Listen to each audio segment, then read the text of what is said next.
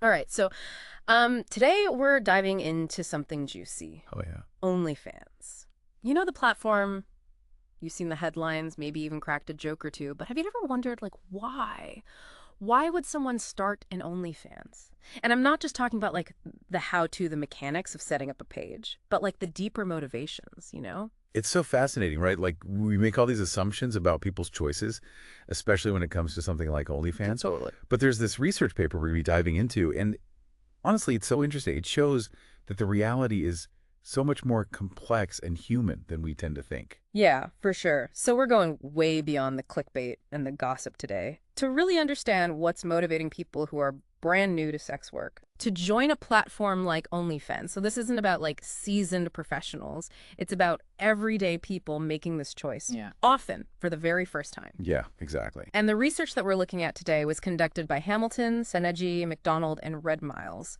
And they interviewed 22 creators to get their firsthand perspectives. And I think those raw perspectives are really what makes this research so important and so compelling. Um, and, because these aren't just statistics. Mm-hmm. These are real stories from real people challenging the narratives that we hear about OnlyFans all the time. Okay, so before we get too deep, I kind of want to set the stage a bit. Okay. This research was conducted in 2021, so right in the thick of the pandemic, Right in the thick of it. which adds a whole other layer to everything, right? Absolutely. Like, we can't forget about that context at all. Wild time. Like economic uncertainty, social isolation, a global health crisis. There's a lot Totally. for everyone. So first up on our list of motivations, get ready for this one. Okay. It might not surprise you. Okay. Big-time celebrities. Oh, yeah. Remember when Beyonce basically broke the internet with that Savage remix? Right. Well, OnlyFans saw a 15% spike in traffic after she name-dropped them. It's huge. Yeah. Like, the impact that figures like Beyonce, Cardi B, all of them, even just mentioning the platform is huge. Right. Suddenly, it was everywhere. If Queen Bey is talking about it, it can't be that bad, right? Exactly. It really normalized the platform. Totally. And I think what's really interesting about it is that it really challenged a lot of people's assumptions about sex work. And I think, in a way, it kind of opened up this space for new possibilities where people were like, well, if they're doing it, maybe this is something I could consider too. And remember, this is all happening against the backdrop of like broader societal conversations that are happening, right? Yeah. About sex work and consent and empowerment. So- It's like all these things kind of collided. Yeah. And so it created this perfect storm where, for some people, suddenly starting an OnlyFans didn't seem so radical. It seemed accessible. Accessible, exactly. Yeah. And that shift in perception was huge. Okay. But of course, accessibility only goes so far. Like, there has to be other compelling reasons to actually take that leap, right? Right, for sure. So we're back and we're talking OnlyFans. But not just like the hype or the headlines. We're really digging into the reasons why it blew up the way it did. And one of those reasons that I think might surprise some people is that for a lot of creators, OnlyFans wasn't just about, like, making money. It was about a better way to work, especially compared to other gigs. Okay, when you say better, what do you mean? Because like gig work is often praised for flexibility, right? Maybe Yeah. being able to set your own hours. But that doesn't always mean better. Oh, totally. Yeah. You're so right. And that's what I think is so interesting about this research, is that it really gets at this very specific type of better. Yeah. That really resonated with these creators. Okay, I'm listening. What kind of better are we talking? So think about, like, the flexibility that we hear about with gig work, right? Like setting your own hours, being your own boss. Yeah. It sounds great, obviously, Right. in theory. But for so many people, that promise of freedom, it kind of falls apart in reality, especially for people with disabilities or for people who have caring responsibilities or other limitations. Traditional jobs can actually be so inflexible. But what these creators found on OnlyFans was this level of control that they just weren't finding anywhere else. Yeah, and the research gives some really great examples of this. Like one creator who participated in the study talked about how they had some chronic health issues. And OnlyFans really allowed them to work on their own time, like even on days when they weren't feeling their best. Totally. Like they found a sense of agency and stability that just wasn't there with their previous jobs, which had been really demanding physically and totally inflexible. It's really more than just like working in your pajamas. It's about actually having options and control in a way that works for you and your life and your needs. Exactly.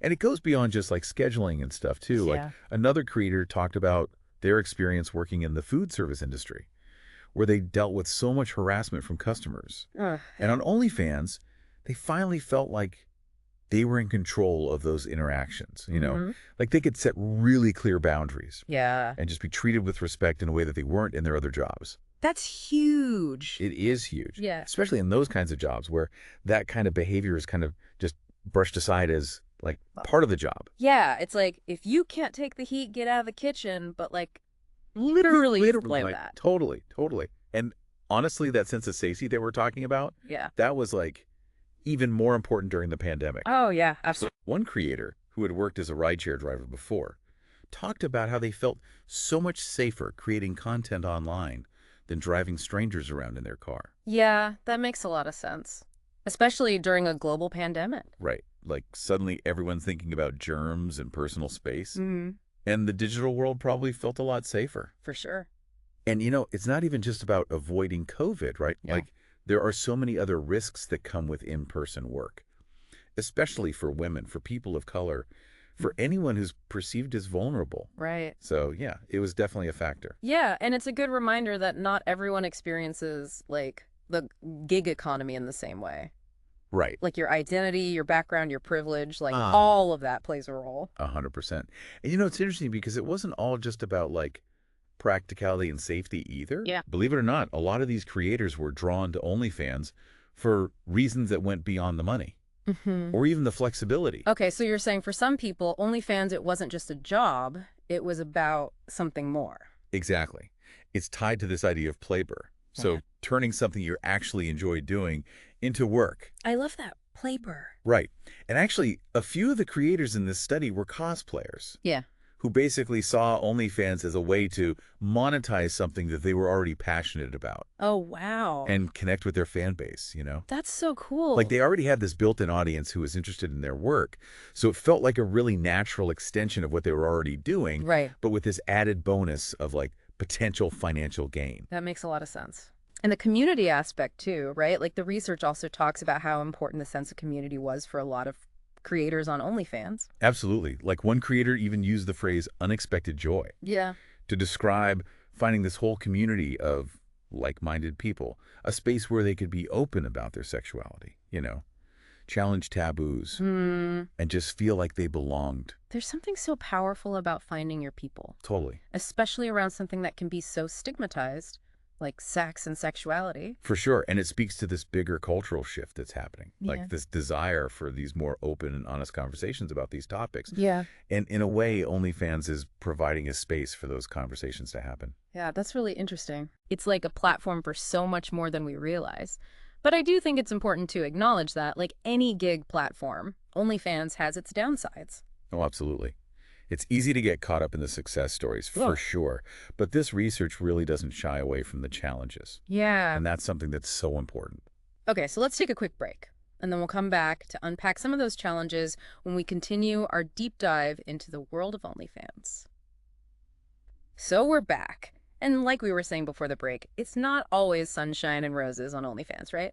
Not at all. And one thing this research really doesn't shy away from is just how much work is actually involved. Okay, when you say work, like what do you mean exactly? It's a hustle, honestly. Yeah. Especially when it comes to promoting yourself. Like, it's not enough to just make the content. You have to build your whole audience basically from scratch. Yeah, and that takes a lot of time and strategy. A lot. It's so easy to just see like the success stories and be like, oh, they just like post a few pictures, make a ton of money. Right. But there's so much more to it. So much more. One creator even said that promoting their content was actually the most time-consuming part of the whole thing. Wow. Because as they put it, and I love this, they were like, people have to know it's out there in order to buy it. That's so true. And getting it out there Yeah. takes work. Big time. It's like any other business, right? Exactly. You're the marketing department, your customer service, you're handling the money. It's a lot. It is. It is.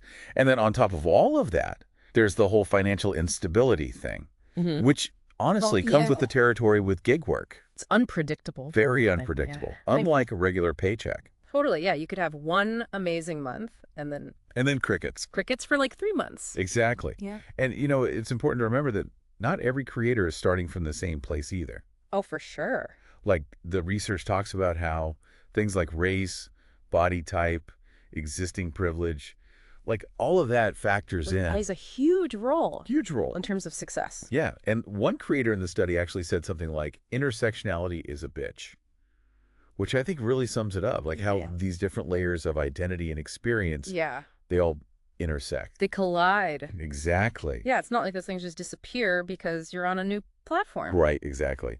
It's a good reminder, I think, as we're having these conversations about OnlyFans, to be Please do. aware of those broader dynamics that are at play. Absolutely. So we've covered a lot today, from like the unexpected perks of OnlyFans to the challenges and this whole idea of like who it actually benefits. Totally. But as we kind of wrap up our deep dive here, Yeah.